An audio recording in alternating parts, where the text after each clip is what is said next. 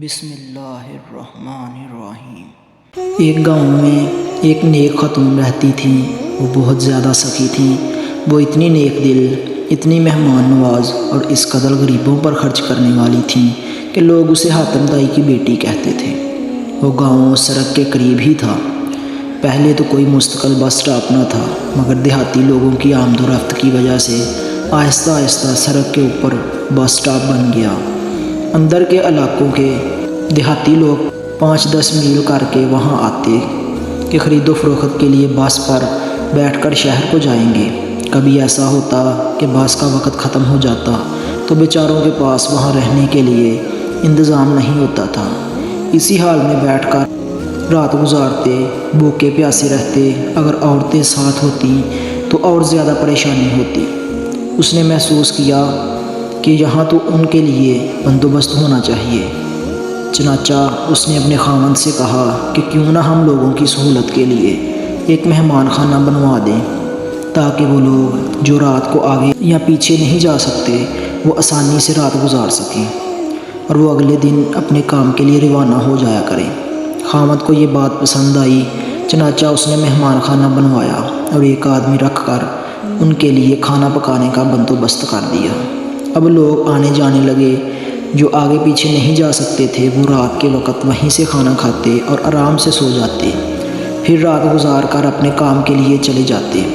پھر کسی خیر خواہ نے اس کے خاوند کو یہ مشورہ دیا کہ آپ کی بیوی تو آپ کو کنگال کر دے گی، روزانہ اتنا کھانا پکتا ہے اور فالتو لوگ آ کر کھا جاتے ہیں۔ ایسی سخاوت کا کیا فائدہ؟ جب دوستوں نے خاوند کو بار بار مشورہ دیا تو خاوند کے دل میں بھی یہ بات آ گئی کہ بھائی یہ تو واقعی لوگوں نے تماشا بنا لیا ہے۔ چنانچہ اس نے ایک دن فیصلہ کر لیا کہ مہمان خانہ بند کر دیا جائے۔ بیوی کو پتہ چلا تو وہ پریشان ہوئی کہ جب پروردگار نے ہمیں اتنی زمینیں دی تھیں کہ ہماری اپنی گندم سے ہی روٹی بنتی تھی اور سارا سال مہمان نوازی کا ثواب ملتا تھا، اب یہ نیکی کا ذریعہ بند ہو جائے گا۔ لیکن جب خاوند نے کہہ دیا تو بیوی خاموش ہو گئی۔ نیک بیویاں پھر بات کرنے کے لیے موقع ڈھونڈا کرتی ہیں، جھگڑے نہیں کیا کرتی۔ چنانچہ وہ موقع کی تلاش میں رہی۔ ایک دن خاوند سے کہنے لگی کہ آج میری طبیعت کچھ اداس سی ہے، گھر میں رہ کر تنگ سی آ گئی ہوں، کیوں نہ زمینوں سے ذرا ہو آؤں۔ کہا بہت اچھا۔ خاوند اسے اپنی زمین پر لے کر چلا گیا۔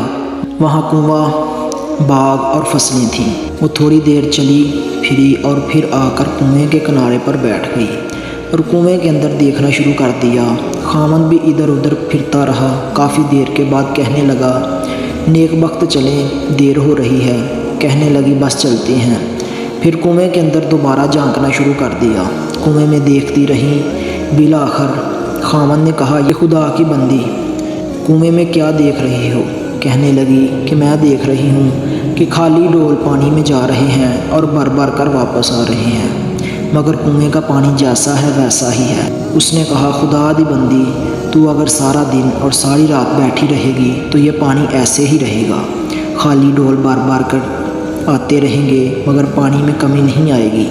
جب خاوند نے یہ بات کہی تو اس نیک دل خاتون نے کہا اچھا کنویں کا پانی ختم نہیں ہوتا؟ اس نے کہا کہ واقعی کنویں کا پانی ختم نہیں ہوتا۔ یہ سن کر وہ کہنے لگی اللہ نے ہمارے گھر کے اندر بھی ایک کنواں جاری کیا تھا، لوگ خالی پیٹ آتے تھے اور پیٹ کا ڈول بھر کے جاتے تھے۔ تمہیں کیوں ڈر ہوا کہ اللہ تعالیٰ تمہارے اس کنویں کے پانی کو کم کر دے گا؟ بیوی کی بات سن کر خاوند کے دل پر ایسی چوٹ پڑی کہ کہنے لگا کہ میں مہمان خانے کو دوبارہ جاری کرتا ہوں۔ چنانچہ وہ خاتون جب تک زندہ رہی اس علاقے میں وہ مہمان خانہ اسی طرح جاری رہا۔